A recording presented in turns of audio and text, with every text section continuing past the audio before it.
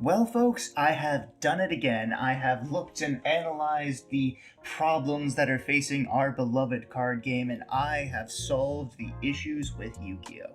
No, hold your applause. I understand that I am amazing, but allow me to explain myself. Alright, enough with the theatrics. Let's talk about the current state of Yu-Gi-Oh! Now, Yu-Gi-Oh! Is in a very precarious situation right now. Most players are not happy with Konami at all, either because of their banlist decisions, product release schedules, card prices, or just something of that nature. I will be honest, I have even thought of going back to games like Pokemon and new games like Dice Throne to feed my card game addiction. Now, let's give a little bit of backstory. You see, just a couple of years ago, Yu-Gi-Oh! Was much different than it looked today. You either play the advanced format, or if you weren't a fan of it at that current moment in time, you could play other formats like speed duels, duel links, or there were also a number of legacy format options. They just weren't supported at the time. It was difficult enough to get people to play legacy formats, let alone get your OTS to run them with prize support. If you wanted to play duel links and speed duels, they often weren't hosted at the local level. You often had to play them via remote duels. Inversely, now you can play duel links and speed duels, but they're pretty much dead, to the point where Konami has stopped advertising and has pulled product from store shelves. Compared to legacy formats like Edison and the advanced format, I rarely see things like speed duels pop off at remote duel regional events. Along with that, Yu-Gi-Oh! Is in just a very poor state. I have heard time and time again that people are going away from the advanced format to play Edison, and I understand it. There's a couple of different things that make Edison really alluring. You have a card pool that doesn't change, and you have cards that were supposed to be cheap, but therein lies the problem. You have a majority of people going from one game mode to another. Lots of cards that were cheap that hadn't been reprinted in many years are quickly being bought up and becoming more and more expensive. This has resulted in either you play the very expensive advanced format, or sometimes the equally expensive legacy formats. And now I know everyone's going to mention Master Duel. And yes, they have supported tournaments, the game is cheap, and you don't need to invest a lot of money, you just need to invest a lot of time. But with the current trend of Master Duel's ban lists and release schedules, people are just as dissatisfied with Master Duel as they are with the advanced format. Now let's come back to modern day. You see, with the advanced format, there are a lot of cards that are just really expensive, either because they're released in high rarities, they don't have many printings, or they just haven't had a recent printing.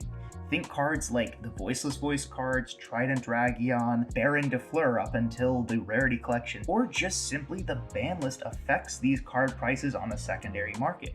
Things like Colossus, Nemesis Corridor, Arch Nemesis Protoss, so many cards that were dirt cheap, but then for some reason or another have shot up to the moon and back. Now, Konami has begun trending in the right direction with a couple of things. When you go back to the start of the 25th anniversary collection, they released a couple of very interesting products, reprinting most of the original Duel Monsters era sets. Legend of Blue Eyes, Metal Raiders, Spell Rulers, even Invasion of Chaos got reprints. This had the effect of getting older banned cards printed again and thus lowering the cost.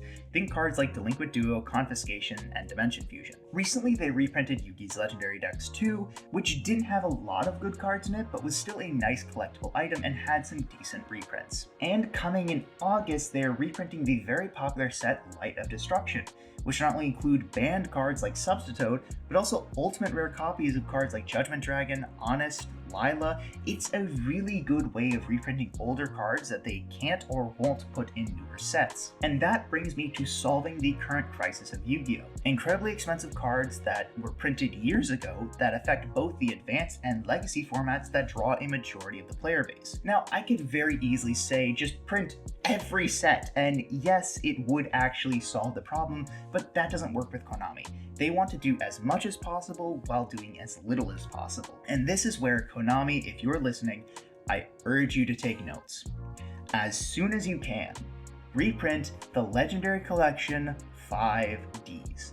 Now, let's actually go ahead and take a look at the TCG Player set list for this product, and you will see just how incredible it is. Here we are in TCG Player, and this is sorted low to high, so you see the most expensive cards first, but still, just look at this. Trident Dragion, Magical Android, Max C, Ancient Sacred Wyvern, TG Hyper Librarian, Mistworm, Black Garden, Vandy's Emptiness, Debris Dragon, Debunk, Blackwing Armor Master, Silverwind the Ascendant, Glow Up Bulb, Formula Synchron. That's just the first page, and the entire set is like this. The worst cards that this reprints is the Nordics and the TGs, which people still really like. I mean, TG Striker, Armory Arm, Crimson Blader, Shooting Quasar Dragon, Secret Rare Drill Warrior, Goyo Guardian. There are just so many things in the set that everybody wants. Reprinting it would not only solve issues in advanced formats, but would also change the accessibility of legacy formats for several players who are just not thrilled with advanced format. And you don't even have to stop here. I'm sure there are more sets that, while not nearly as impactful as this, could easily solve a lot of issues. Things like the Gold series and even the Mega Packs. The fact that Konami is willing to reprint these classic Yu-Gi-Oh sets is a very good step in the right direction. I just simply think that choosing the correct sets is paramount to Yu-Gi-Oh succeeding in the future. What do you guys think? Let me know in the comment section down below. If you liked the video, make sure to leave a like, and if you really enjoyed, make sure to subscribe. But that was all for me. I'll catch you guys in the next one. Peace!